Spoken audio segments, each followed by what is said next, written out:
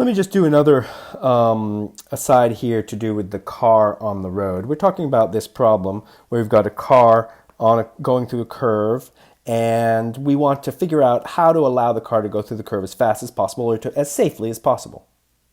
So we had already done some calculations, but let me just think about how the forces are related to the speed and radius, right? The centripetal force, the force required to keep it in the circle, which in this case is the frictional force, static frictional force, in this case, is equal to mass of the car times the speed of the car squared divided by the radius of the curve. So let's just think about what happens in this case. What happens if I half the radius of the curve? Let's say I'm going at a given speed v, and if I half the radius of the curve. I didn't write it, but I said what happens to the force, the required force, if I half the radius of the curve. And what I want to just show here is some math, is that the static frictional force, we say, is proportional to 1 over r. Because we're keeping m constant and we're keeping v constant. The mass of the car doesn't change. We're saying for a given speed, what happens if I change the radius? That says that the frictional force is proportional to 1 over the radius. That means if I half the radius, I've doubled the frictional force because it's inversely proportional. So therefore, we double the required force. So halving the radius doubles the required force. That seems like, could be a fair amount. It's also twice the amount of force on you in the car, right? When you're going around a curve, you feel those forces, like being in a roller coaster. You feel those forces. They make you feel sort of nauseous. And the bigger the forces, the harder it is on your body. Okay. What if instead of doubling the half the radius of the curve, let's double the speed? What happens if I double the speed through the curve? So instead of going 40 miles an hour through the curve, I go 80 miles an hour. I might have cut that off. Instead of going 40 miles an hour through the curve of fixed radius r, I go 80 miles an hour through the curve. So if the mass of the car doesn't change and the radius doesn't change, but I change the speed, we can see that if m and r are constant, then v is the thing that can change. The frictional force goes as a constant times v squared, because the centripetal force goes as mv squared over r. We say FFS is proportional to v squared.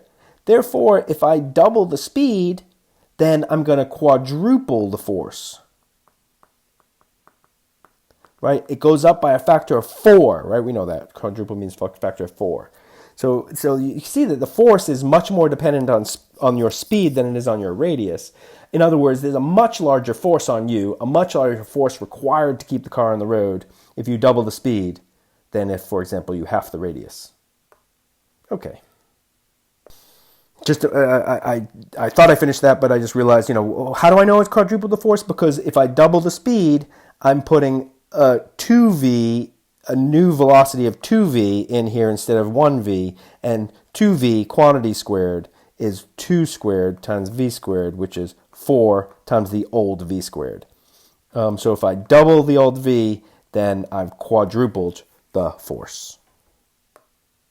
Okay, so we talked about this car going through the flat road and how can we increase safety. We can increase safety by increasing somehow coefficient of friction, moving to a planet which has higher gravity, which it turns out is not Mars, or more likely increasing the radius of the curve. But let's say we don't have any of those options, or what other options are available to us to increase the safety in a curve.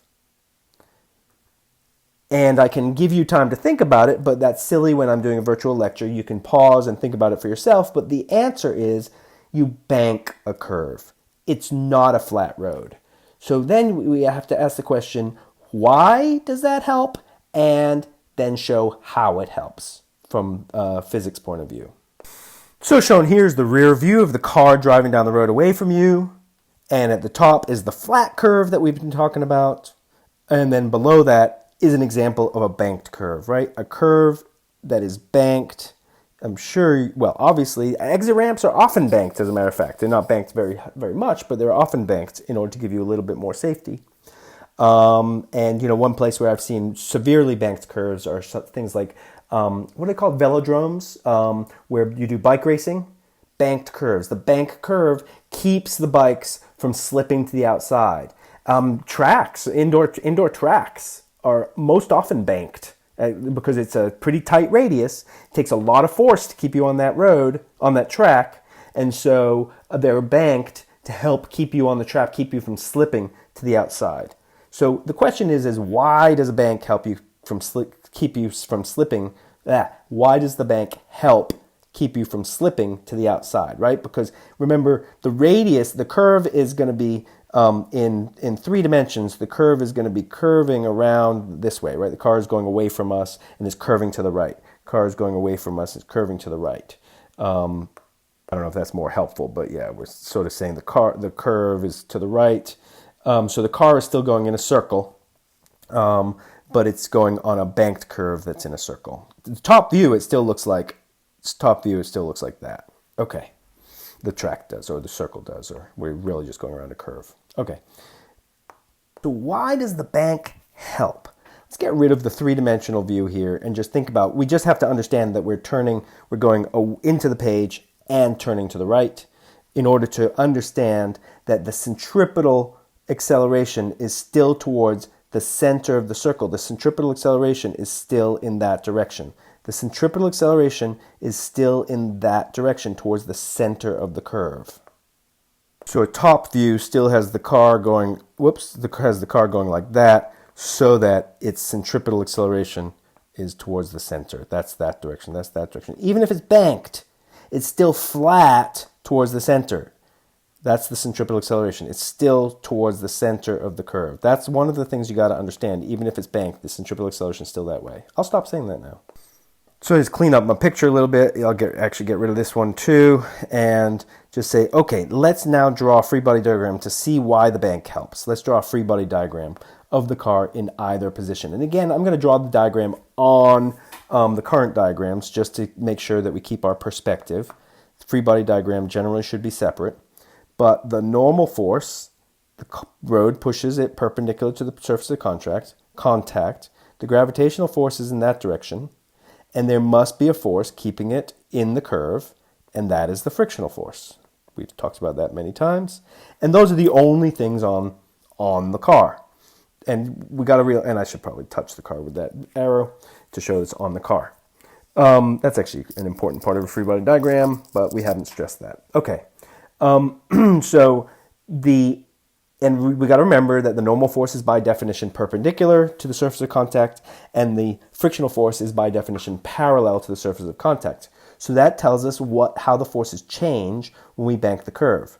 We still have the gravitational force, the weight of the car, which is straight down. The normal force must be perpendicular to the surfaces of contact. Sorry, I've made one picture bump into the other picture, but that is Fn. Let me fix that. Okay, that is Fn.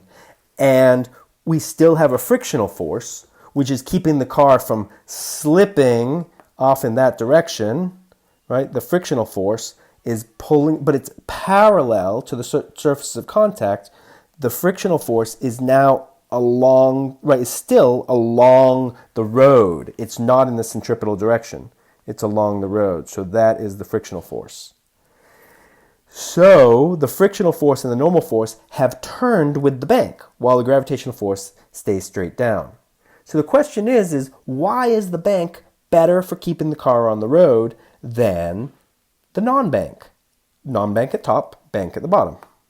I would love for you to answer that question, but here's the answer. The answer is primarily it is because Fn is bigger than FFS. What do I mean by that?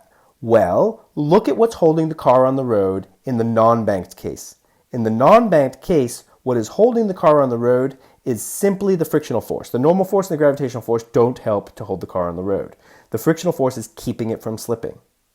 In the banked case, the frictional force has a component in the centripetal direction, but the normal force also has a component in the centripetal direction. So you got to look at the components. And these are the forces that are holding the car on the road, that are keeping it from slipping off the road, that are giving it the centripetal acceleration. And so what we've done is we've taken components. So we've reduced the frictional force that's holding the car on the road, but we've increased the normal force that's holding the car on the road. And that is better Because the normal force is bigger than the frictional force. Now, how do I know the normal force is bigger than the frictional force? We know that because remember, I said that FFS at a maximum is mu sub s Fn.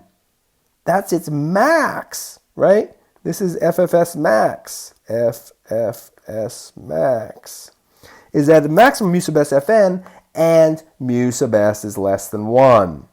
So therefore, the normal force is better at holding the car on the road than the static frictional force is. Okay, that being said, let's do a calculation. But I do want to point out one more thing that some of you might have figured out, which is that banking is not always ideal. Because what happens if the bank is kind of large and it's cold out and the road is a bit icy? What happens is that the issue may be, let's say you just park on a hill. Have you ever parked on a really steep hill on an icy day? Your car could actually slip down the bank. So the problem with banking, especially, nothing wrong with banking if you're saving money, but the problem with banking your road is that the car, we're trying to keep the car from slipping. We're trying to keep the car from slipping in that direction while it's going around the curve. But if the car slows down, it could slip in that direction because it could just slide right down the bank. So you don't want to bank very much. And this is the funny thing about, right, an indoor track, a velodrome for bikes or an indoor track for running, is that those banks are pretty steep. And it's really hard to actually stand still on those banks because you have a tendency to want to fall downhill. So that's a little problem with banking. But so that just means for cars, you don't want to bank very much. You don't want to, you got to take that into account. You don't want to bank so much that on an icy day, your car is just going to slip down that road. Okay, let's go ahead and ask a question about banked roads.